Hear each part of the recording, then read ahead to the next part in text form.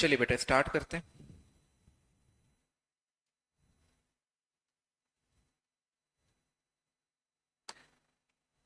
Start करने के पहले बेटा एक बात आपसे करना चाह रहा हूं, मैं करूं क्या?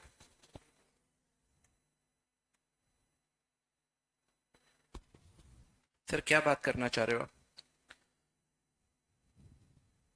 आपको एक मंत्रा देना चाह रहा हूं मैं। क्या देना चाह रहा हूं? मंत्रा।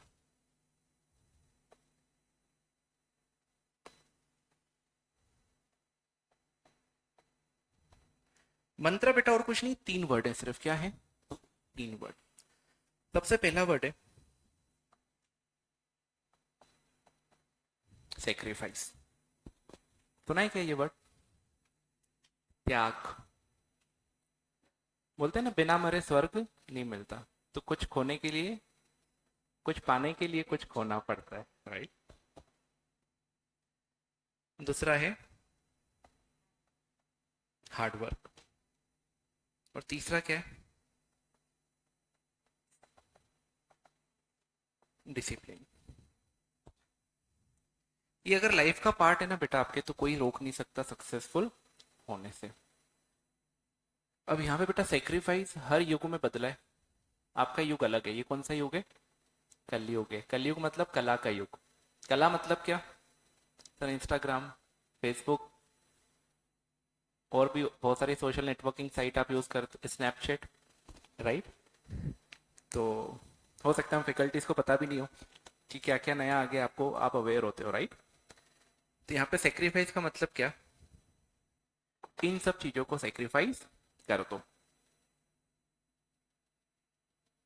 क्योंकि बेटा ये इतनी पावरफुल टूल्स हैं ये, जिसने भी बनाए इतना सोच समझ के बनाए कि आपने एक बार अगर उसमें एंट्री करी तो एंट्री का टाइम पता होता है पर एग्जिट का टाइम पता नहीं होता। खाना खा के हमने सिर्फ कुछ नहीं करा इंस्टा पे, ठीक है 5 मिनट रील देख लेते हैं, वो 5 मिनट के कब 2-3 घंटे निकल जाएंगे आपको पता। आप सेट हो तो वो सेट रील्स बताएगा, खुश हो तो वैसी रील्स बताएगा, कुछ और अंदर चल रहा है तो वैसी रील बता देगा। My God. तो कहने का मतलब क्या है? It is a trap. Trap से बाहर आ जाओ। दूसरा क्या है? हार्डवर्क। अब बाहर तो आ गए सर, क्या करें अब? अब आपको डायरेक्शन मिलेगी लाइफ में कि यार मैं करने क्या आया था और मैं कर क्या रहा हूँ। क्या एक्सपेक्टेशन है पेरेंट्स की और मैं यहाँ पे क्या कर रहा हूँ। मेरी खुद से क्या एक्सपेक्टेशन है, मेरे क्या ड्रीम्स है। तो उनकी कॉस्ट में मैं इंस्टाग्राम चला रहा हूँ, माय गॉड। ये अंदर से आवाज आएगी। तब आपको क्या करना है? डिसीजन लेना है कि कुछ भी हो जाए, आई विल वर्क हार्ड। सोने का मन हो तो मस्त हो, थोड़ा पढ़ लेते हैं। पढ़ने के अलग अलग तरीके ढूंढ लो। जरूरी नहीं है कि पढ़ाई जो होती है वो सिर्फ बैठ के हो। मन नहीं हो रहा सर, पीठ दुख रही, होता है आजकल, कमर दुखती है, क्या करें? सो जाओ। माइंड इधर उधर जा रहा है, इंस्टा को बंद करके क्या ऑन करना है? Video lectures. ठीक है, वीडियो लेक्चर्स स्टार्ट कर दिए। कुछ और नहीं समझ आया, चलो सर के नोट से पीडीएफ में आ गए, ओपन कर लिए, 3-4 चीजें पढ़ ली। तो सोने से पहले ये पढ़ोगे तो रात को सपने भी बेटा मेरे ही आने वाले हैं आपको। ठीक है, और मेरे सपने आना अच्छी बात है, आपके सीएस तक एक, जब तक आपका नहीं खत्म हो जाता ये सब्जेक्ट। उसके बाद आता है discipline. Discipline means what? Time पे आप क्लास आ जाओ, क्लास मिस मत करो, चाहे कुछ भी हो। से नो। हम नो नहीं बोल पाते बेटा, वहां पर जाकर के हम फंस जाते हैं। फ्रेंड का कॉल आया, चल रही है क्या? हाँ चल। अरे यार मन नहीं हो रहा, अरे यार ठीक है, पढ़ना है यार। नहीं यार मैं नहीं चल पाऊंगी, आई एम सॉरी। फिर 5 मिनट के बाद, रुक ना यार मैं भी चलती हूँ। ये नहीं होना चाहिए। ठीक है। हम यहाँ है बेटा, हम सीएस कब बनेंगे? जब हम दूसरों से अलग बनेंगे। दोनों में से एक रास्ता आपको चूज करना पड़ेगा। एक आपने कभी पोयम पढ़ी हो, आई थिंक रॉबर्ट फ्रॉस्ट ने लिखी थी, द रोड नॉट टेकन। तो उसमें लाइन आती है, the road less travelled by. जो कम ट्रेवल्ड था वो उसने चूज करा। जिसपे सब जा रहे हैं वो तो जा ही रहे। हमारे पास भी ऑप्शन होता है, हमें कौन सा रोड लेना है? जो लेस ट्रेवल्ड बाय, जिसपे बहुत सारे जने नहीं जाते, क्योंकि वो टफ रोड है, आसान नहीं है वहां पर जाना। तो आपने रास्ता कैसा चूज करा है? टफ। तो अपने आप को भी क्या बनाना पड़ेगा? टफ। कैसा वाला टफ? Mentally tough. जो इजीली हार भी नहीं माने, इजीली डीमोटिवेटेड नहीं हो, इजीली डिस्ट्रैक्ट नहीं हो। हाँ, एक बार आपकी जर्नी खत्म होती है उसके बाद बेटा जो लाइफ में आप करना चाहो, you are free to do. पर तब तक के लिए आपको, घोड़ा होता है ना, उसके आसपास क्या लगा रहता है, ना इधर ना उधर, आपको सिर्फ अपनी डेस्टिनी, राइट, डेस्टिनी बनानी। चलिए, बहुत बढ़िया। अब स्टार्ट करते हैं। सर नोट्स बना लेके इनके, इसके कहाँ नोट्स बनाओगे बेटे, तो सीखने की चीज है, सीख लिया आपने। चलिए आ जाते हैं। और कोई बहुत बड़ा बेटा ये आ, वो नहीं है, हमसे बड़ा लेवल थोड़ी ना बेटा कोई भी कोर्स हो, सबने करे हम भी कर सकते हैं। हमसे बड़ा किसी का कोई लेवल नहीं है। इंटेलिजेंस से सब चीजें हो जाती तो बेटा फिर बहुत से लोग इंटेलिजेंस है वो कुछ तो भी कर रहे हैं, they have lots of intelligence. ये तीनों चीजें आपको जरूरी है। इंटेलिजेंस तो आपको भगवान ने ऑलरेडी दे दी है, and I know you all are intelligent बेटा, ये बात मुझे पता है। चलिए,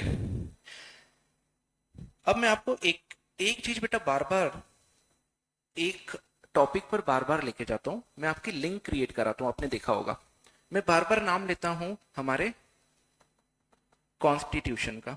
ऐसा होता है क्या? क्यों मैं लेता हूं? ताकि आपको बेटा पहला लेक्चर याद आए कि फर्स्ट लेक्चर में हमने क्या पढ़ा था। वो अगर याद आएगा तो उसकी लिंक बनेगी किससे, जो हम आज पढ़ने वाले हैं और जो अभी तक पढ़ते हुए आए। अब आ जाओ इधर बेटा, खोना नहीं, अब यहाँ पर आना है। वो सेक्रीफाइस, हार्डवर्क, डेडिकेशन की बात आपको मैंने समझा दी, आपने समझ लिया। अब आ जाओ कहां पर, अभी से मत डिसाइड करो आज से मैं ये नहीं करूंगी, आज से मैं ये करूंगी, वो कर लेना डिसाइड जब ब्रेक आपको मिले, लंच खाते खाते। अभी वापस यहाँ पे आ जाओ, ठीक है। कॉन्स्टिट्यूशन, यहाँ पे हमने देखा था सर कॉन्स्टिट्यूशन पावर देता है। किसको पावर देता है? गवर्नमेंट को। कैसे देता है? इसमें एक आर्टिकल है। क्या है इसमें?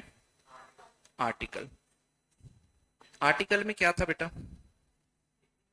Very good, schedule. इसने बोला कि जाओ स्केड्यूल देखो। स्केड्यूल में क्या था? सेक्शन था क्या? एंट्री नंबर थी, उसमें एक एंट्री थी। अच्छा, एंट्री के पहले लिस्ट थी। कौन सी लिस्ट थी? यूनियन। तीन लिस्ट थी हमारे हमारे काम की, यूनियन वाली है। उस लिस्ट में एंट्री नंबर 82, इसमें लिखा हुआ था कि सेंट्रल गवर्नमेंट क्या बना सकती है? लॉस बना सकती है। किससे रिलेटेड? इनकम पर टैक्स रिलेटेड। इनकम पर टैक्स रिलेटेड गवर्नमेंट लॉ बना सकती है। चलिए, अब बेटा क्या गवर्नमेंट ने इस पावर को यूज करके इनकम पर टैक्स के लॉज बना दिए? हाँ। तो हम अब क्या पढ़ रहे हैं? इनकम पर जो टैक्स के लॉज बने हुए हैं कि इनकम पर टैक्स कैसे लगेगा। उसके बाद फिर हमने ये देखा कि सर यहां पर जो इनकम पर टैक्स पे लॉ बनाया है, तो गवर्नमेंट ने किस सेक्शन में जाके पावर दे दिया कि टैक्स लगाओ इनकम पर? वेरी गुड, तो इसमें आ गया सेक्शन 4। सेक्शन 4 क्या बोलता है सर? ये चार्जिंग सेक्शन है। ये क्या बोलता है? ये क्या है बेटा? Charging section. और चार्जिंग सेक्शन क्या बोलता है? क्या होता है चार्जिंग सेक्शन, मुझे ये बताओ। चार्जिंग सेक्शन मींस, हाँ बताइए, पावर देता है बाकी सारे सेक्शंस को कि वो एनफोर्स हो सके, राइट। इसने क्या बोला कि इनकम पर टैक्स लगेगा। किस पर टैक्स लगेगा? इनकम पर टैक्स लगेगा। कौन सी इनकम पे लगेगा? प्रीवियस ईयर की इनकम पर। और कब लगेगा? असेसमेंट ईयर पे। इनकम कैसे कैलकुलेट होगी? Very good, as per provision content in act. जो एक्ट के प्रोविजन है उसके अकॉर्डिंग हम इनकम को कैलकुलेट करेंगे। बहुत बढ़िया। और भी कुछ बातें इसने बताई थी क्या, मुझे बताओ। और भी कुछ बातें बताई थी क्या? वेरी गुड, ये किस पे इंपोज होगा? पर्सन पर। तो किसी पर्सन की इनकम पर ही टैक्स लग सकता है, और इनकम को हमें कैलकुलेट करना है वो किस आधार पर कैलकुलेट होगी? जो इनकम टैक्स एक्ट के प्रोविजन के अकॉर्डिंग। इसमें वही बेटा छगन लाल का, इनकम हुई 12 करोड़, लॉस बता दिया, यानी इनकम हुई थी 10 करोड़, लॉस बता दिया 2 करोड़ का। तो सर ये तो गलत है। उसने तो क्या करा, कैपिटल एक्सपेंडिचर को भी क्या मान लिया? रेवेन्यू। जबकि उसका डेप्रिसिएशन लेता तो उसको इस साल प्रॉफिट होता, राइट। तो ऐसा कहां लिखा है? ऐसा एक्ट में लिखा है। तो एक्ट के अकॉर्डिंग ही इनकम को कैलकुलेट करना है, पर्सनल माइंडसेट या पर्सनल नॉलेज के अकॉर्डिंग उसको नहीं करना है। Very good. और भी कुछ था क्या इसमें, बताइए।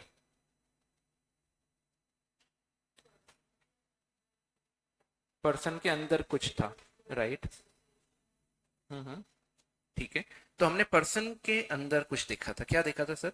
पर्सन अलग अलग टाइप्स के होते हैं। एक तो इंडिविजुअल हो गया, एक कंपनी हो गई, एक एचयूएफ हो गई, एक पार्टनरशिप फर्म हो गई या एलएलपी हो गई, वेरी गुड, एओपी या बीओआई हो गई।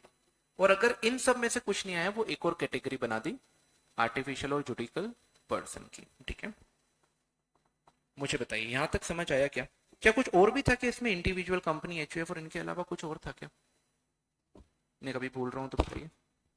पर्सन में कुछ और भी हमने पढ़ा था? Individual, company, HUF, partnership form, LLP, AOP, BOI? नहीं, पक्का? असेसमेंट और प्रीवियस ईयर का हमने देखा था क्या कॉन्सेप्ट?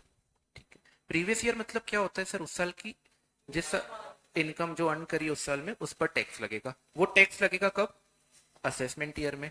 तो प्रीवियस ईयर हमेशा क्या होगा? फाइनेंशियल ईयर, अप्रैल से 31 मार्च। और असेसमेंट ईयर क्या होगा? उस ईयर प्रीवियस ईयर के नेक्स्ट डे से 12 मंथ का जो ड्यूरेशन है। तो सर प्रीवियस ईयर खत्म कब हो रहा है? 31 मार्च में। उसके बाद एक साल यानी 12 महीने जैसे ही स्टार्ट होंगे, 12 महीने तक आपका क्या स्टार्ट हो जाएगा? Assessment year. और इनकम का असेसमेंट कहाँ होगा? इनकम का असेसमेंट कब होगा? असेसमेंट ईयर में होगा। असेसमेंट बेटा, इनकम होगी प्रीवियस ईयर की, असेसमेंट होगा असेसमेंट ईयर में। ठीक है, ये सब आप देखते हुए आ रहे हैं अभी। इंडिविजुअल मतलब बेटा कोई इंसान, कंपनी आपको पता है incorporated under the income companies act. यहाँ पर बाहर की कंपनी होगी, फॉरेन कंपनी, उसको हम क्या बोलेंगे? जो बाहर इनकॉर्पोरेटेड है। ठीक है, इसके अलावा और भी हमने कंपनी देखी थी जिसको कंपनी मान लिया जाएगा, जो इनकम टैक्स में कभी ना कभी असेस हुई है। आई थिंक 1970 के पहले था और 1922 एक्ट के अकॉर्डिंग था, राइट? और एक और कोई सी ऐसी कंपनी थी जिसको सीबीडीटी ने मान लिया हो कि वो कंपनी है। सर हम सब भूल गए सर, 24 घंटे में क्या क्या हम करते हैं हमको क्या पता।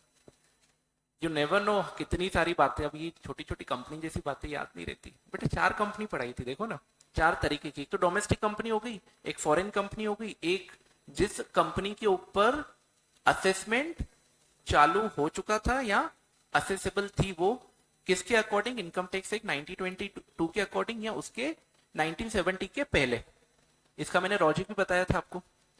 और एक कंपनी कौन सी हो गई? जो सीबीडीटी अपनी पावर को यूज करके बोल दे कि ये क्या है? कंपनी है, हम इसको कंपनी मानेंगे और कंपनी के अकॉर्डिंग इसको असेस करेंगे और टैक्स करेंगे। तो मैंने बोला भी था सर ये दादागिरी है क्या? तो फिर बताया था कि हाँ ये सीबीडीटी की दादागिरी, वो बोल सकता है कि क्या है, ये कंपनी है, किसी भी एंटिटी को कंपनी डिक्लेयर कर सकता है। तो सर फर्क क्या पड़ता है? कंपनी हो, एचयूएफ हो, इंडिविजुअल हो, एओपी बीओआई हो, कुछ भी हो, क्या फर्क पड़ता है? फर्क पड़ता है बेटा, क्योंकि जैसे ये चेंज होते जाती है ना, इनका स्टेटस चेंज होता है, वैसे वैसे इनकम टैक्स के प्रोविजन जो इनके ऊपर अप्लाई होंगे वो चेंज होते हैं। अब बेटा कोई भी आपके पास मान लो अपनी कोई क्वेरी लेके आया इनकम टैक्स के लिए, आप फील करो बेटा, आप ऑफिस में बैठे हो, कोई क्लाइंट आपके पास आता है, वो बोलता है कि साहब ये हो गया, मेरे ऊपर इतना टैक्स लगा दिया, ये नोटिस आ गया। अब आप बेटा सबसे पहला क्वेश्चन क्या पूछोगे? कि टैक्स आपके ऊपर लगा या आपकी कोई कंपनी या संस्थान है उसके ऊपर लगा? तो बोलेगा मेरे ऊपर ही लगा है, मैं ही उसका क्या हूं?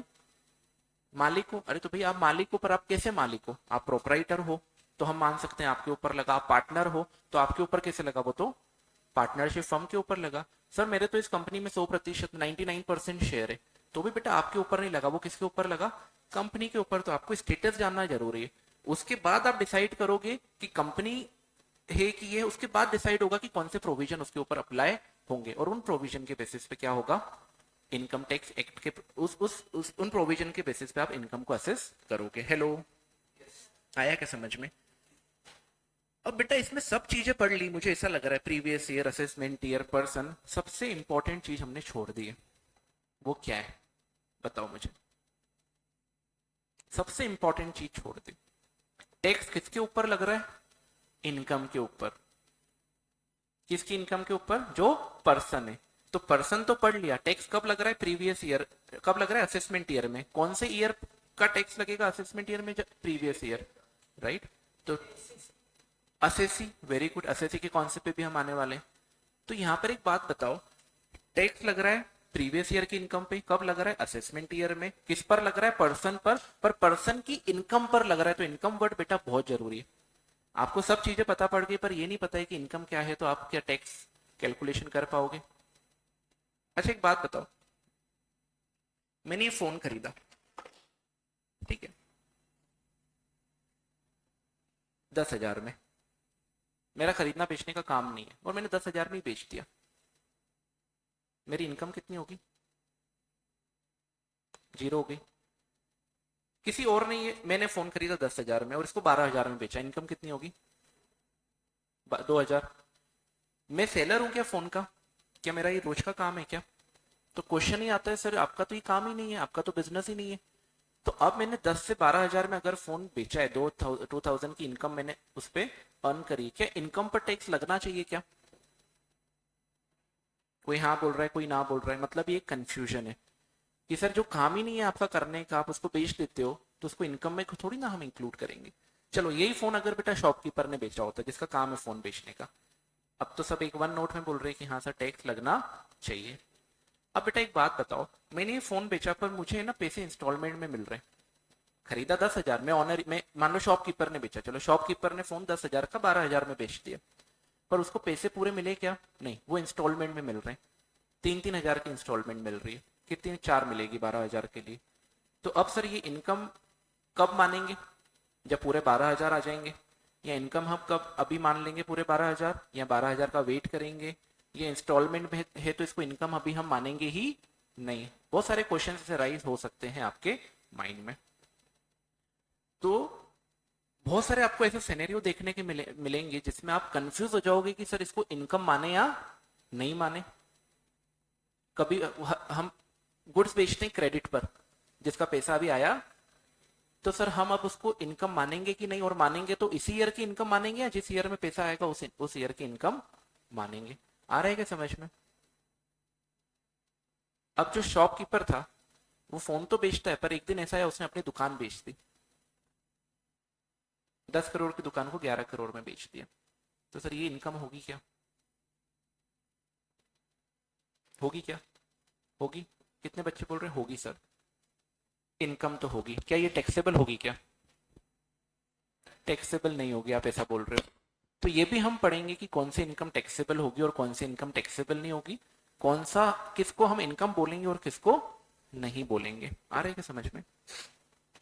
क्या आपको मैंने एक चीज बताई थी बेटा? अच्छा अभी हम क्या पढ़ रहे हैं? अभी हम डेफिनेशंस पढ़ रहे हैं। क्या पढ़ रहे हैं? डेफिनेशंस कहाँ दिए सर? इनकम टैक्स एक्ट में सेक्शन 2 में। सेक्शन 2 में बहुत सारी डेफिनेशंस दिए। डेफिनेशन बेटा क्यों पढ़ना जरूरी? क्योंकि आपको पता पड़ेगा कि इस एक्ट में इस चीज का मीनिंग क्या है, प्रीवियस ईयर का मीनिंग क्या है, असेसमेंट ईयर का मीनिंग क्या है, पर्सन का मीनिंग क्या है। और आप ऐसे ही अब क्या पढ़ने वाले हैं? इनकम का मीनिंग क्या है। क्या पढ़ने वाले हैं बेटा? डेफिनेशन। आप इनकम की डेफिनेशन पढ़ने वाले हो, मतलब इनकम का मीनिंग क्या है।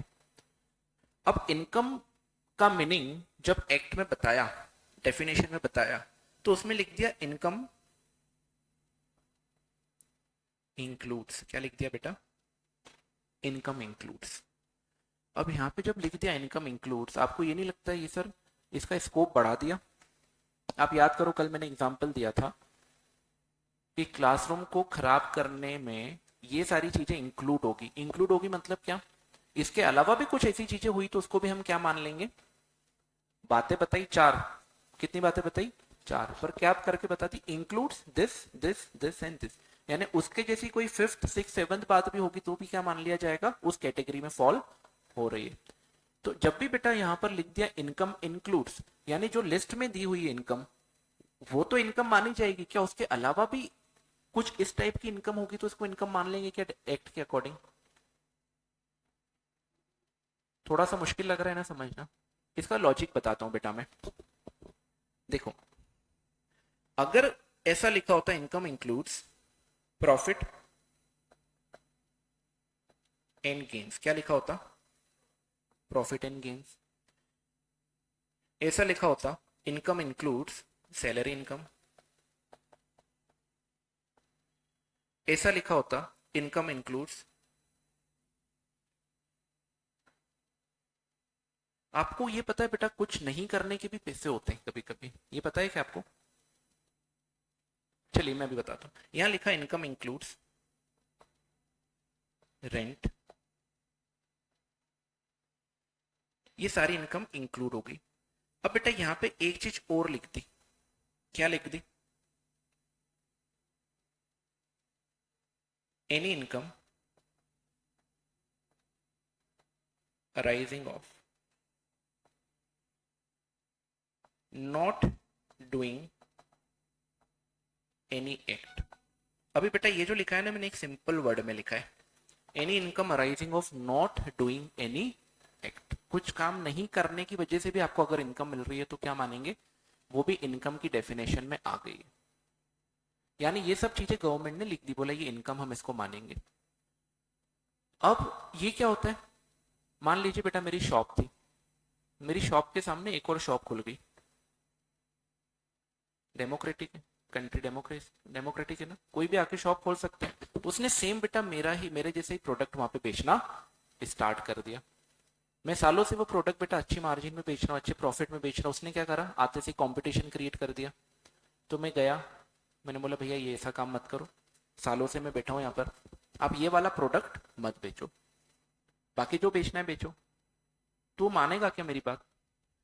नहीं मानेगा। तो मतलब एक काम करो ना, और भी अच्छे अच्छे बिजनेस है वो स्टार्ट कर लो, आप चाहे तो मेरे से पैसे ले लो, ये नहीं करने के पैसे ले लो कि आप ये प्रोडक्ट नहीं बेचोगे, आप चाहो तो उसके पैसे ले लो। और मैंने उसको पैसे दे दिए 10 लाख रुपए, राइट? तो क्या ये उसकी इनकम होगी क्या? हेलो, ये भी उसकी इनकम होगी। क्यों? क्योंकि यहां पे लिखा हुआ है। अब बेटा यहां पर ऐसा नहीं लिखा, ऐसा लिखा है क्या कैपिटल रिसिप्ट इनकम होगी इसमें? हेलो, ऐसा लिखा है क्या? नहीं लिखा, अभी तक नहीं लिखा है। हम जब पढ़ेंगे डेफिनेशन में बताऊंगा उसमें किन किन चीजों को इन्होंने इनकम माना है। अब बेटा अगर इंक्लूड वर्ड नहीं होता तो इस टाइप की हो सकता है और भी ऐसी इनकम हो जो अलग अलग तरीके से जनरेट होती हो। इंस्टाग्राम पे पोस्ट डाल के भी इनकम जनरेट होती है, वो हो सकता है एक्ट में नहीं लिखा हो। तो क्या वो इनकम मानी जाएगी क्या?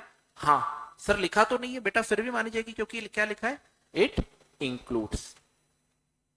तो इनकम इंक्लूड्स में, इंक्लूड्स का वर्ड की इंपॉर्टेंस क्या है कि कोई ऐसी इनकम जो यहां पर मेंशन नहीं है। For an example, income from Instagram post, income from Facebook post, income from any other तरीके से जो आप अर्न करे हुए लिखी नहीं है, पर फिर भी उसको इनकम मान लिया जाएगा। चलो मैं काम करता हूं, आपको लेके चलता हूं मैं कहां पर, कहां लेके चलूं, कहां लेके चलूं? मैंने आपको बोला था कहीं पर हम आते जाते रहेंगे, बोला था क्या?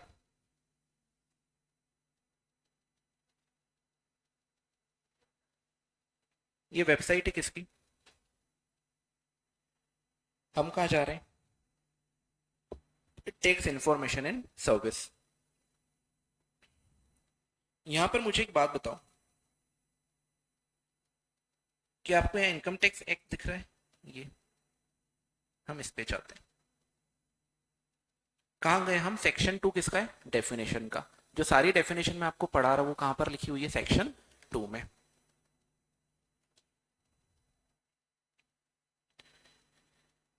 क्या लिखा है?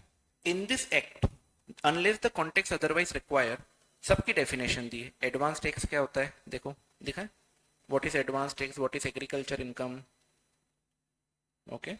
फिर लिखा है what is amalgamation, what is additional commissioner, what is additional director. Assessee क्या होता है देखो, उसकी भी डेफिनेशन यहाँ पर लिखी हुई है, ये भी हम पढ़ने वाले हैं। बोलो ना, आ रहा है क्या समझ में?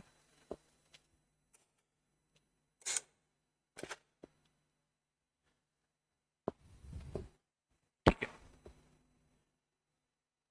देखो कितनी सारी इनकम डेफिनेशन है। यहाँ पे हम पढ़ेंगे बेटा डेफिनेशन किसकी?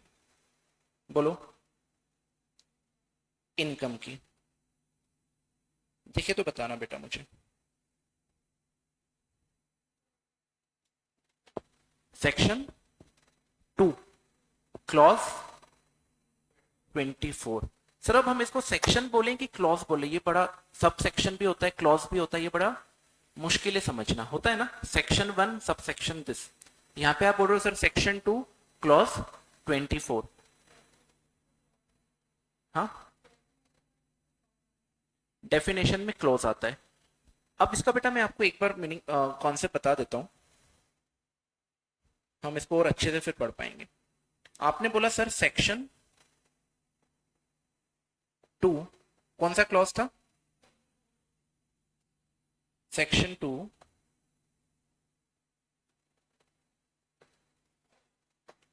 क्लॉज 24। वैसे क्या होगा, जैसे फॉर एग्जांपल सेक्शन 28 सबसेक्शन 1, तो ये तो सबसेक्शन हो जाएगा, ये क्या हो जाएगा? क्लॉज 24। तो सर किसी में हम क्लॉज बोल रहे हैं, किसी में हम सबसेक्शन बोल रहे हैं, वाई सो? बहुत ध्यान से समझना बेटा, जब भी सेक्शन के अंदर बहुत सारी चीजें लिखी है, it may be clause and subsection, अगर वो इंटर रिलेटेड है, क्या है वो, तो उसको हम सबसेक्शन बोलेंगे। पर अगर वो इंटर रिलेटेड नहीं है तो उसको हम क्या बोल देंगे? क्लॉज बोल देंगे। तो यहां पर इनकम के पहले कोई और डेफिनेशन थी, हमने देखा एडवांस टैक्स की डेफिनेशन, एसएससी की डेफिनेशन, इनकम टैक्स की डेफिनेशन। तो क्या ये डेफिनेशन एक दूसरे से इंटर रिलेटेड है क्या? नहीं, ये तो अलग अलग डेफिनेशन थी, तो हम इसको क्या बोलेंगे? क्लॉज। और अगर ये रिलेटेड होते तो हम क्या बोलते थे? सबसेक्शन। अब इसमें बेटा दो चीजें और होती है, एक होता है प्रोविजो, क्या होता है? प्रोविजो। और एक होती है एक्सप्लेनेशन। प्रोविजो क्या होता है मैं आपको बताता हूं। आपका बेटा छोटा भाई पड़ोसी के घर पर गया, मम्मी ने आपको डायरेक्शन दी कि जा बेटा उसको, अपने भाई को लेके आजा। पर लेके आने का आपको दे दिया ऑर्डर, पर उसके बाद क्या बोला? पर ध्यान रखना, अगर वो कुछ खा रहा हो तो लेके मत आना।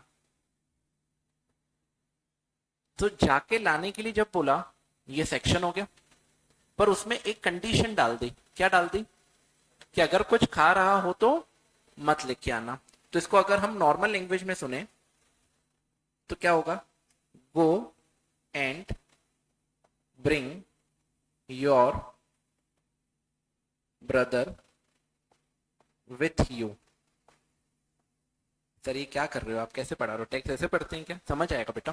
क्या बोला? Go and bring your brother with you, provided that, hello, ये प्रोविजन आ गया, provided that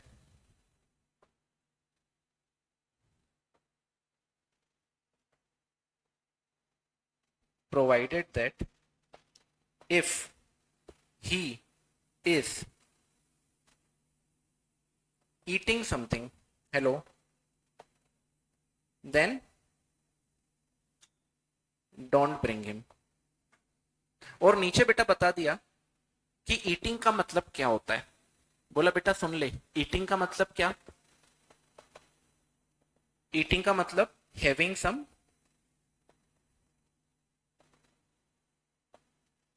healthy food, having some healthy food. तो जाके लाने के लिए बोला, वो क्या हो जाएगा? सेक्शन।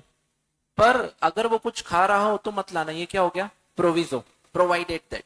और उसके नीचे आपको क्या दे दी? एक्सप्लेनेशन। एक्सप्लेनेशन मतलब इसी चीज के लिए आपको क्या बता दिया कि इसमें जो ईट का मतलब है वो सिर्फ क्या होना चाहिए? Healthy food.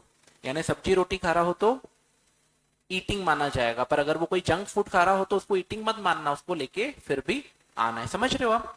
ऐसे ही बेटा यहां पर देखो,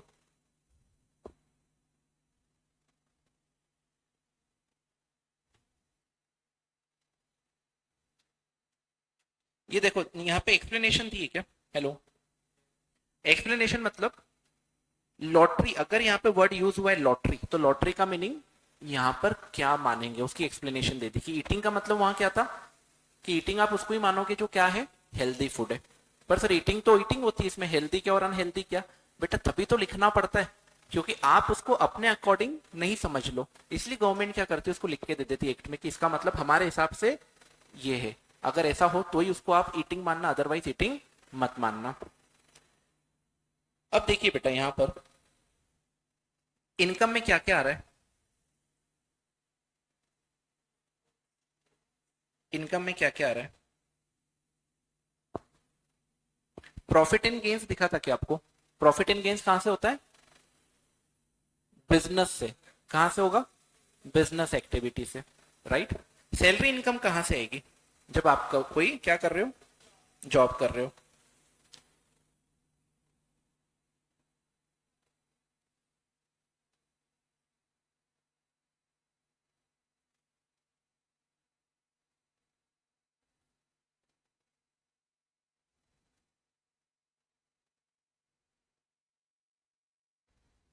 फिर क्या दिया हुआ है यहाँ पे? Dividend, voluntary contribution receive by trust, value of any perquisite, any allowance और बेनिफिट। अब देखो यहाँ पर इतनी सारी इनकम्स दी है बेटा डेफिनेशन में। विनिंग फ्रॉम लॉटरी अगर आपको दिख रहा हो, ये भी इनकम में दे दिया है। अगर आपकी लॉटरी लग गई यानी केबीसी, फॉर एग्जांपल आप केबीसी में गए, केबीसी में आपने कुछ अमाउंट अर्न करा, तो वहां पर भी आपको क्या लग जाएगा? टैक्स लग जाएगा। तो कोई भी आपने अगर कुछ पैसे कमा लिए, जीत लिए, विनिंग कर ली, लॉटरी पे इनकम मिल गई आपको। कोई कार्ड गेम खेलते हैं ना, कार्ड गेम खेला। अच्छा, अभी आपको पता है अभी ड्रीम 11 बहुत चल रहा है। मुझे कम आइडिया उस पर, क्या है ड्रीम 11 एक्चुअली? टीम बनाते हैं, उससे क्या होता है? उसको पैसे मिलेंगे। तो ये क्या इनकम में आ गया क्या? आप सोचो बेटा, ड्रीम 11 पर कभी आपने गलती से 1 करोड़ रुपए कमा लिए, जो कि बहुत मुश्किल है, इसमें अधिकतर लॉस ही होता है। मैंने कभी खेला नहीं और मैं ऐसे खेल खेलता भी नहीं हूं, है ना। ये सब बेटा आपको खराब करते हैं, टाइम भी वेस्ट होता है और मनी का भी वेस्ट होता है। पर अगर आपने मान लीजिए कि कोइंसिडेंटली पैसे कमा लिए, क्या वो इनकम में आ जाएगा? यस। क्यों आ जाएगा? ऐसा कहीं लिखा है क्या? Card game and in other game of any sort. देखो इतनी सारी चीजें दी आपको डेफिनेशन में। इंटरेस्ट ऑन सिक्योरिटी भी दिया हुआ है, आपको दिख रहा है यहाँ पे, इंटरेस्ट ऑन सिक्योरिटी क्या होता है? डिबेंचर वगैरह आपने परचेस करे, बॉन्ड परचेस करे, उस पर आपको इंटरेस्ट मिला। ये सारी चीजें आपके डेफिनेशंस में कवर होगी। चलिए अब मैं आ जाता हूं बेटा वापस से कहां पर? अपने नोट्स पर।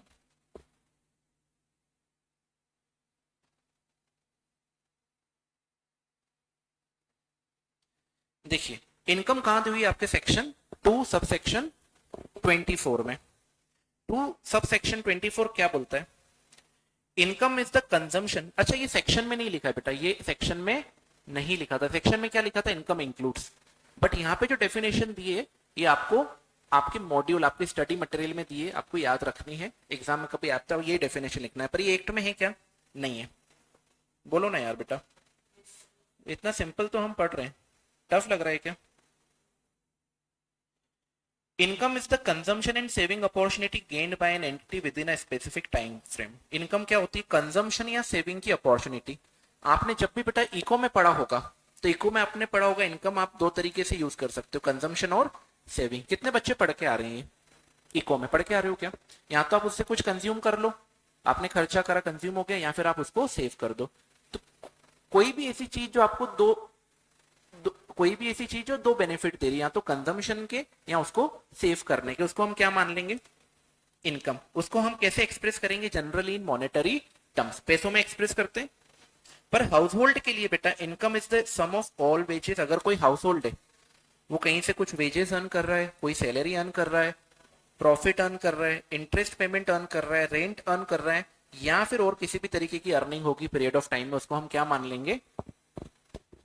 इनकम मान लेंगे। होता है ना बेटा, दादी माँ उन्होंने क्या करा बेटा, बचपन से लेकर के बुढ़ापे तक सेविंग करी, कुछ प्रॉपर्टी परचेस करी, एक छोटी सी नीचे दुकान खोल दी, और थोड़े बहुत पैसे इंटरेस्ट पे रख दिए। अब उनको क्या मिलेगा? इंटरेस्ट भी मिलेगा, रेंटल इनकम भी मिलेगी, छोटी सी दुकान है, प्रॉफिट भी होगा। हेलो, तो ये सारी चीजें क्या उनकी इनकम बनेगी? आंसर है यस, बनेगी। ओके, अब देखो एज पर सेक्शन 224, ये अभी हम बेयर एक्ट से देख के आ रहे हैं, इनकम इंक्लूड्स। हेलो, अब मैंने यहां क्या लिख दिया? It means it is an definition, ये डेफिनेशन है, which means it has a wider coverage. इस डेफिनेशन में क्या है? Wider coverage. यहां बेटा एक करेक्शन कर दो, term income start with the term includes, which mean it has, which means in this definition, इसको कर दो, in this definition it has wider coverage. ये आप कर देना बेटा कभी आप अगर नोट्स डाउनलोड करोगे आज, ठीक है। अब इनकम कैसे हो सकती है, कैश और काइंड में। कैश मतलब आपने कुछ काम करा, आपको कैश में पैसे मिल गए, या फिर हो सकता है आपको किसी तरीके का कोई गुड या सर्विस मिल गई, राइट। ऐसा हो सकता है कि आपने काम करा, बदले में आपको कुछ और दे दिया पैसे की जगह पर, वो भी आपकी क्या कहलाएगी, इनकम। रिसिप्ट बेसिस और एक्रूअल बेसिस। अब ये क्वेश्चन आ रहा था सर अगर पैसे मान लीजिए हमें नहीं मिले, हमने उधारी पे बेच दिया कोई सामान, कैसे बेच दिया, उधारी पे, तो क्या वो आपकी इनकम होगा क्या। बेटा सिंपल सी बात है, जब भी आप गुड्स को बेचोगे आपका क्या बन जाएगा, वो डेटर अराइज हो जाएगा इस पर अकाउंटिंग टर्म। डेटर मतलब आपको राइट है कि आप उस इंसान से क्या ले सकते हो, पैसे ले सकते हो। तो अगर आपके पास राइट भी हो गई मनी रिकवर करने की, तो भी आपकी वो इनकम मान ली जाएगी। तो जरूरी नहीं इनकम आपको हमेशा रिसिप्ट बेसिस पे हो। इनकम कैसी हो सकती है, एक्रूअल बेसिस पे भी हो सकती है। It means what, it has not received but you have earn and you have right to recover the money. ये पॉइंट बेटा थोड़ा सा हो सकता है आपको परेशान करे, ये पॉइंट हो सकता है आपको परेशान कर दे। सर तो क्या टैक्स ऐसी भी इनकम पर लगेगा जो इलीगल है, आंसर इज यस। ये बेटा मेरा क्वेश्चन था, कभी जब मैं आप जैसे आप बैठे ऐसे मैं भी कभी ना कभी क्लास में बैठा करता था, तो ये टॉपिक आने से पहले ही मेरे माइंड में ये बात आ गई थी, और मैंने ये पूछ लिया कि सर एक क्वेश्चन है क्या, बोले सर अगर इनकम इलीगल है तो उस पर टैक्स लगेगा क्या। और ये क्वेश्चन आपके माइंड में आ रहा है क्या कि इलीगल इनकम पर टैक्स लगेगा क्या। इनकम तो इनकम है, एक तो उसने इलीगल तरीके से इनकम कमाई, उसके बाद उस पर क्या नहीं कर रहा है, वो टैक्स भी नहीं भर रहा है। My God. तो देखिए बेटा यहां पर क्या बोला है, income tax law does not make any distinction. Distinction मतलब क्या हो गया, डिफरेंस। इनकम टैक्स लॉ के अकॉर्डिंग, इनकम टैक्स लॉ के अकॉर्डिंग दोनों में कोई डिफरेंस, दोनों में डिफरेंस नहीं करता है। क्यों सर, इनकम चाहे लीगल हो चाहे इलीगल हो उसको कोई मतलब नहीं है, इलीगल इनकम पर भी टैक्स लगेगा। अब उसके आगे की बात क्या है बेटा, यहां पर आप इसको अगर अच्छे से पढ़ोगे, मैंने यहां पर लिखा है सीआईटी वर्सेस प्यारा सिंह। इसको हम बेटा केस लॉ बोलते हैं। क्या बोलते हैं, मैंने आपको बताया था इनकम टैक्स लॉ में ना बहुत सारी चीजें आएगी, इनकम टैक्स एक्ट आ जाएगा, फाइनेंस एक्ट आ जाएगा, रूल्स आ जाएंगे, नोटिफिकेशन, सर्कुलर और केस लॉ, ये सारी चीजें इनकम टैक्स लॉ का पार्ट है, आपको सब पढ़ना है। इसको एक बार बेटा आप रीड करो और मुझे बताओ आपको समझ आ रहा है क्या।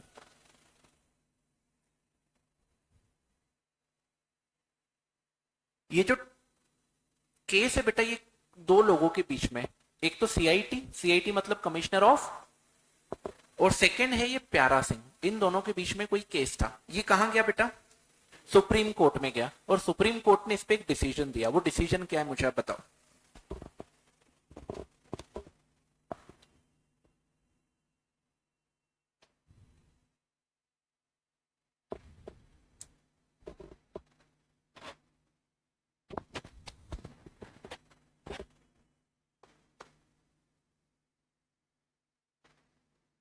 आया क्या कुंदन, कुंतल, राइट। जो क्लास में नहीं आता है मुझे उसका नाम याद हो जाता है।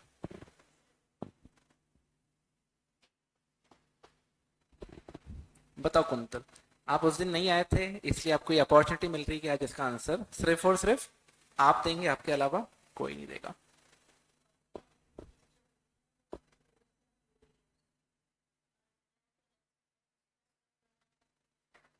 कॉन्फिस्केट,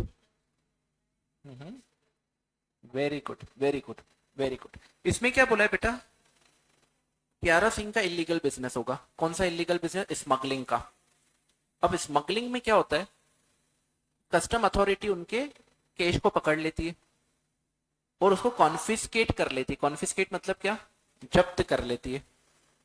अब मुझे एक बात बताओ, जब भी बिजनेस की इनकम पर टैक्स निकालोगे या बिजनेस की इनकम निकालोगे तो वो कैसे निकलती है, आपने तो पी&एल बनाया ही, रेवेन्यू में से क्या माइनस होता है, एक्सपेंसेस माइनस होते हैं।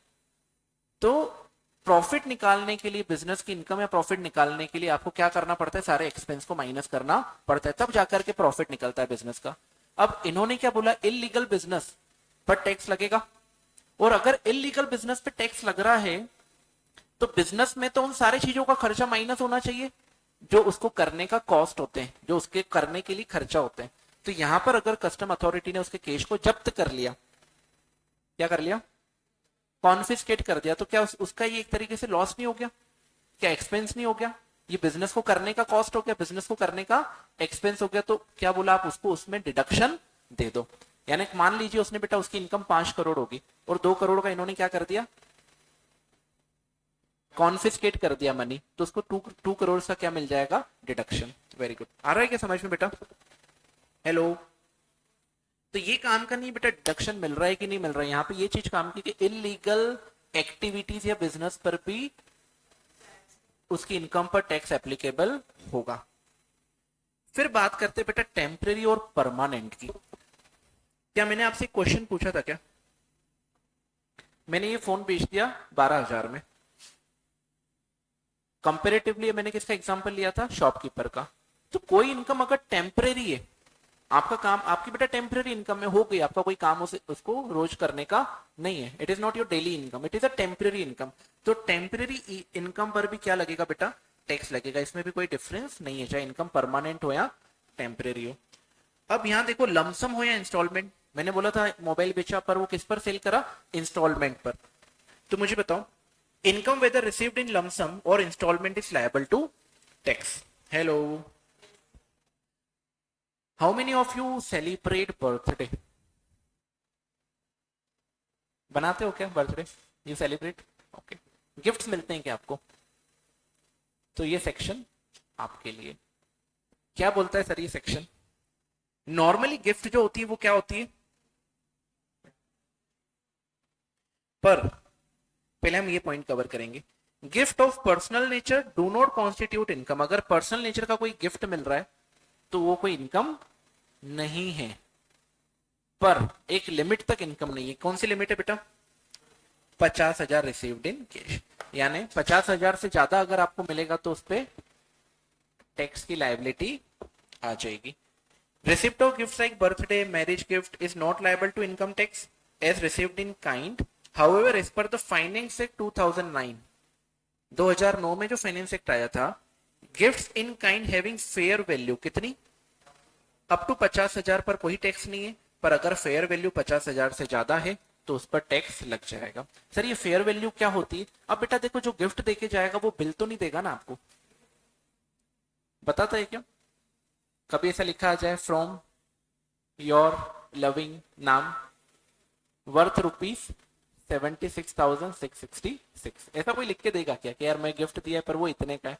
You can find bill inside and on my birthday also you can return the gift of, you can give me the gift of same amount. ऐसा कोई आता है क्या नोट लिख के? नहीं आता है ना। ये तो बेटा गिफ्ट कैसे हुआ फिर? तो गिफ्ट में बिल तो नहीं आएगा, पर आप क्या कर सकते हो, कोई भी गिफ्ट आपको मिलता है तो उसकी फेयर वैल्यू चेक कर सकते हो कि नहीं। अरे यार सिंपल सी बात है, मान लो आपको बेटा आईफोन गिफ्ट मिला, सर ये सुन के ही दिन बन गया हमारा, तो आईफोन गिफ्ट मिल गया, अरे सर इतना ही बोल दिया काफी, आज तो दिन एकदम खुशी से निकलने वाला है। तो मान लीजिए आपको गिफ्ट मिल गया, मान लो आईफोन, खुशी तो हो रही है। हाँ। अब बेटा आईफोन का बिल नहीं है, पर आपको ये पता रहेगा कि उस दिन आईफोन की वैल्यू क्या थी, आप सर्च कर सकते हो, तो उसकी फेयर वैल्यू आप पता कर सकते हो कि मार्केट में आज के दिन आईफोन की वैल्यू क्या है। मुझे बताओ, तो क्या 50,000 तक कोई टैक्स है क्या? नहीं, उससे ऊपर ये क्वेश्चन में आने वाला है। जब हम आपका हेड्स में इनकम पढ़ने जाएंगे तो एक आधा क्वेश्चन आपको मिलेगा जिसमें ये आपको दे दिया जाएगा कि इस पे कैलकुलेट करके बताओ। अब मुझे इसकी बात बताओ बेटा, receipt of property without consideration.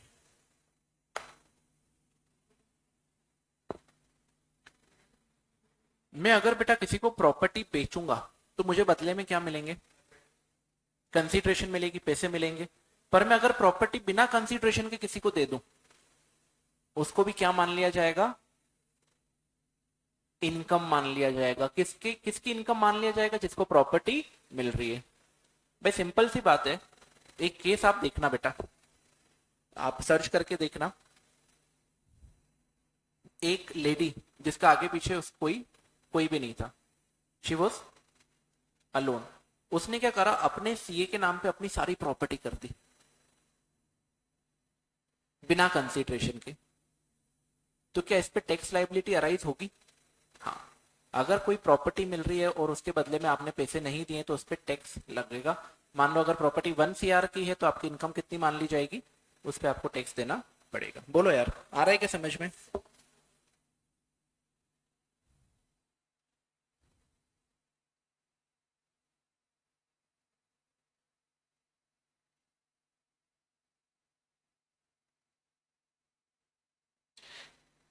ये वाला पॉइंट बेटा मैं सेपरेटली लूंगा, आज नहीं, इसको मैं किसी टॉपिक के साथ मिक्स करके पढ़ाने वाला हूं।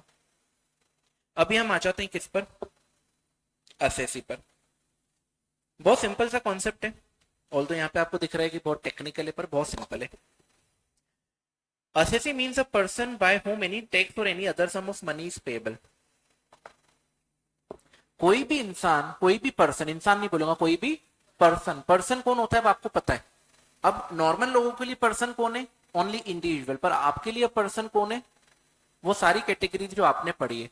तो assessee means a person by whom any tax, कोई भी टैक्स अगर इनकम टैक्स एक्ट के अकॉर्डिंग लेना है किसी से तो वो क्या हो जाएगा?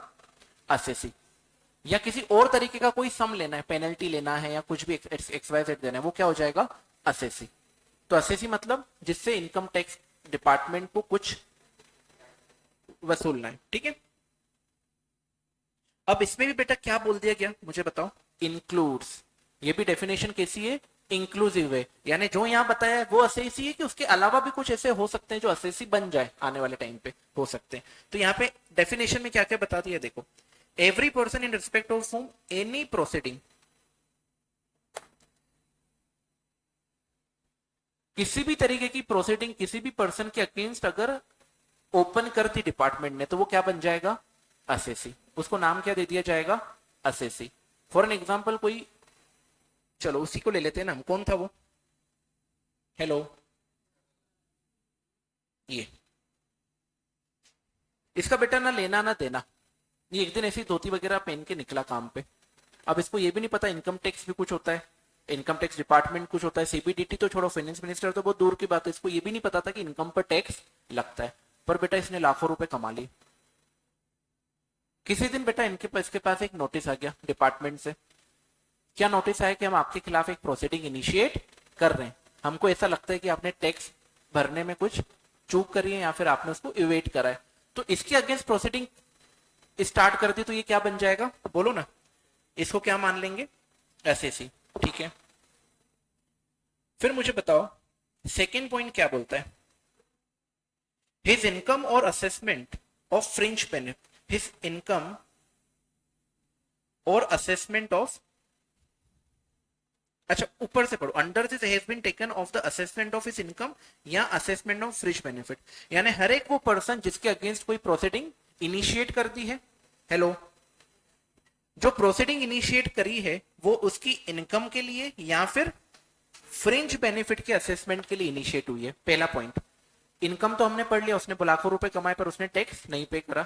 या फिर फ्रिंज बेनिफिट, फ्रिंज बेनिफिट क्या होता है? मैंने देखो आपके लिए लिख रखा है, एम्प्लॉय बेनिफिट और परक्विजिट आर नॉन वेज कम। देखो जब भी कंपनी में कोई एम्प्लॉय काम करता है, अच्छी कंपनीज, बड़ी कंपनीज में, तो बेटा उसको सिर्फ जो सैलरी कैश में मिलती है उसके अलावा बहुत सारी चीजें कंपनी उसको देती है। फ्री में मेडिक्लेम दे देती है, राइट, उनको मेडिक्लेम दे देती है, इंश्योरेंस करा देती है। इसके अलावा हो सकता है उनका पीएफ डिडक्ट करके अपनी तरफ से, कंपनी अपनी तरफ से भी उनका पीएफ में बैलेंस जमा करती है।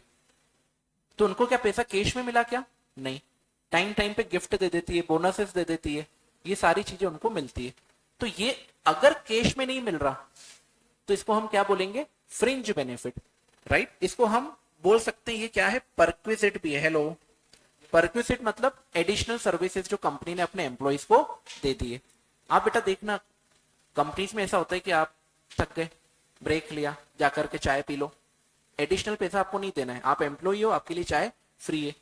कुछ और जूस पीना है आप पी लो, बहुत सारी कंपनीज में खाना भी अलाउड है, क्या फ्री में खाना खा लो। तो ये क्या सब परक्विजिट, ये over and above your salary जो कैश में उसके अलावा मिलता है। बोलो यार, तो हर एक पर्सन के ऊपर, हर एक पर्सन को असेसी मान लिया जाएगा जिसके ऊपर कोई भी प्रोसीडिंग इनिशिएट हुई है। हेलो, किस चीज के लिए? उसकी इनकम के असेसमेंट के लिए या फ्रिंज बेनिफिट के असेसमेंट के लिए। हर एक पर्सन को असेसी मान लिया जाएगा जिसके अगेंस्ट कोई प्रोसीडिंग हुई है। किस चीज के लिए बेटा? Income of any other person, income of any other person. क्या बेटा किसी और की इनकम के लिए आपको असेसी माना जा सकता है क्या? आंसर है हाँ। कैसे माना जा सकता है सोचो, किसी और की इनकम के लिए आपको असेसी कैसे माना जा सकता है? एक है बेटा मिस्टर पॉल, कौन है? ये यूएसए में रहते हैं। इनकी दो प्रॉपर्टी है, कहां पर बेटा?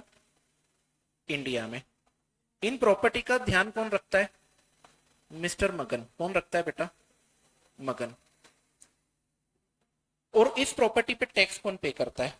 मिस्टर मगन, क्योंकि बेटा वो इंडिया ना आते हैं ना जाते हैं। प्रॉपर्टी का ध्यान ये रखता है, प्रॉपर्टी को संभालता ये है। इनकम प्रॉपर्टी पे जो रेंटल आती है वो कौन लेता है? मगन। तो इनकम टैक्स का ध्यान भी कौन रख रहा है? मगन। तो क्या मिस्टर पॉल की इनकम के लिए इसको असेसी बनाया जा सकता है? आंसर है yes. The loss sustained by him और बाय सच अदर पर्सन। तो इसकी इनकम हो या इसका लॉस हो, हेलो, उसके लिए हम किसी और को क्या बना सकते हैं? बोलो ना यार। The amount of refund due to him और टू सच अदर पर्सन, या उसको कोई अमाउंट रिफंड का मिलने वाला है या फिर किसी दूसरे पर्सन को कुछ अमाउंट रिफंड का मिलने वाला है। आपको पता है बेटा टीडीएस कट होता है जब भी, अब तो बेटा आपको पता होना चाहिए कि जब भी कोई भी इनकम जनरेट होती है तो ऐसे बहुत सारे सेक्शंस हैं। सुनना बेटा, अभी लिखो मत, अभी सिर्फ समझो, ये सब आपको मिलेगा। तो जैसे कॉन्ट्रैक्ट कोई इनकम है, सैलरी की इनकम है, एटसेट्रा एटसेट्रा, ऐसी बहुत सारी इनकम होती है जिस पर पूरा अमाउंट नहीं दिया जाता, कुछ अमाउंट डिडक्ट करके किसको दे दिया जाता है? गवर्नमेंट को पहले से, है ना। जैसे मान लीजिए बेटा मिस्टर छगनलाल ने किसी मिस्टर ए के लिए काम करा, 1 लाख रुपए का कॉन्ट्रैक्ट था। टीडीएस के प्रोविजन के अकॉर्डिंग क्या उसको पूरे पैसे मिलने चाहिए? आंसर है नहीं। क्यों ऐसा? इसके पीछे लॉजिक क्या है? इसके पीछे लॉजिक क्या है? दो लॉजिक है। एक तो बेटा हो सकता है वो टैक्स इवेट कर दे, कभी भरे ही नहीं, बदमाश निकल जाए। पर जो 1 लाख रुपए दे रहा है उसका तो इसमें कुछ नुकसान नहीं है, इसको तो 1 लाख वैसे भी देने और वैसे भी देने। पर गवर्नमेंट ने बोला आप 90,000 इसको दो फॉर एन एग्जाम्पल, और 10,000 किसको दे दो? गवर्नमेंट को दे दो। अब बेटा अगर वो इनकम टैक्स उसके ऊपर एप्लीकेबल होगा तो ये 1 लाख रुपए जो कटे हैं उसके 1 लाख में से 10,000 वो गवर्नमेंट रख लेगी। बट हो सकता है उसकी इनकम पर कोई टैक्स नहीं बने, तो ये 10,000 पे हक किसका था? मिस्टर छगनलाल। ये उसको रिफंड हो जाएंगे। आ रहा है क्या समझ में? ये अमाउंट उसको रिफंड हो जाएगा, गवर्नमेंट उसको रिफंड कर देगी। ठीक है, तो मुझे बताओ the amount of refund due to him और टू सच अदर पर्सन। तो कोई भी पर्सन है बेटा, या तो उसको कोई रिफंड हो रहा हो अमाउंट, या फिर आप सोचो मिस्टर पॉल वाले एग्जांपल में किसी दूसरे पर्सन को रिफंड हो रहा हो, मतलब मिस्टर पॉल को, तो भी इसको हम असेसी मान सकते हैं। हेलो, आया क्या बेटा समझ में? इसमें बेटा every person who is deemed to be assessee, deemed मतलब मान लिया हमने सर, इस प्रोविजन ऑफ एक्ट के अकॉर्डिंग उसको असेसी मान लिया। ऐसा एक्ट में लिखा है कि ऐसे लोगों को आप क्या मान लो? असेसी मान लो, तो वो असेसी मान लिया जाएगा। ठीक है। और बेटा एक ऐसा पर्सन जिसने कोई डिफॉल्ट कर दिया हो, किसका? इस एक्ट के प्रोविजन का। सर असेसी मानना क्यों जरूरी? क्योंकि जब तक आप उसको असेसी नहीं मानोगे उसका असेसमेंट नहीं कर पाओगे और उसको सजा या पेनल्टी उसके ऊपर नहीं लगा पाओगे। हेलो, तो असेसी मानना जरूरी क्यों है? अगर किसी भी तरीके से टैक्स लायबिलिटी है, कोई डिफॉल्ट करा, कुछ आपको उसको पनिश करना है, पेनल्टी देनी है, इनकम टैक्स रिकवर करना है, या किसी थर्ड पर्सन का टैक्स उससे रिकवर करना है, तो आप उसको क्या मानोगे? असेसी। वो अगर असेसी होगा तो ही इस इनकम टैक्स के प्रोविजन उसके ऊपर अप्लाई होंगे। बोलो यार। ये देखो, ये मैंने बेटा बहुत बाइफरकेट करके बनाया। असेसी 4 टाइप के होते हैं। एक नॉर्मल हो गया, क्या हो गया? नॉर्मल। लायबल टू पे टैक्स ऑन इनकम अर्न, मतलब जो उसने इनकम कमाई है उस पर टैक्स पे किया जाएगा। एक रिप्रेजेंटेटिव असेसी होता है, जो मैंने आपको मिस्टर पॉल का एग्जांपल दिया, ये उसका रिप्रेजेंटेटिव असेसी। क्यों? क्योंकि वो पॉल यहां पर नहीं है, तो उसके लिए कौन रिप्रेजेंट कर रहा है? राइट। फिर मुझे बताओ डीम्ड असेसी। कोई भी लीगल अथॉरिटी ने, सीआईटी या इनकम टैक्स ऑफिसर ने उसको क्या कर दिया बेटा? उसके ऊपर रिस्पॉन्सिबिलिटी डाल दी कि आप टैक्स पे करोगे। अब बेटा सिंपल सी बात है, कोई पर्सन थे मिस्टर ए, वो एक्सपायर हो गए, 2024-25 वाले ईयर में। अब वो तो बेटा टैक्स पे नहीं कर पाएंगे, तो नोटिस किसको जाएगा टैक्स पे करने का? उनका जो एल्डेस्ट सन है, क्योंकि प्रॉपर्टी उसने इनहेरिट करी। Getting my point? तो एसेट डीम्ड असेसी उसको मान लिया, मतलब उसको असेसी मान लिया, वो असेसी था नहीं पर उसको मान लिया, राइट। कोई माइनर है तो माइनर का गार्डियन, कोई ल्यूनेटिक है, कोई पागल इंसान है तो भी उसका गार्डियन, उनको असेसी मान लिया जाएगा, जो माइनर की प्रॉपर्टी का ध्यान रख रहा है या फिर वो जो मेंटली डिस्टर्ब है उसकी प्रॉपर्टी का ध्यान रख रहा है, ठीक है। और कोई असेसी इन डिफॉल्ट, यानी कोई भी ऐसा पर्सन बेटा जो डिफॉल्ट कर चुका है, जैसे मान लो टीडीएस डिडक्ट करना होता है एम्प्लॉयर को और एम्प्लॉयर ने टीडीएस डिडक्ट नहीं करा, किसका? एम्प्लॉय का, तो क्या उसने डिफॉल्ट कर दी इनकम टैक्स प्रोविजन की, तो उसको भी क्या मान लेंगे? असेसी मान लेंगे। बोलो यार, आ रहा है क्या समझ में? ठीक है। इन कॉन्सेप्ट को बेटा बहुत अच्छे से रिवाइज करना है आपको, है ना। हम we are already late by 2 to 3 minutes, कल इसको हम थोड़ा सा और रिवाइज करके फिर आगे बढ़ेंगे। हेलो।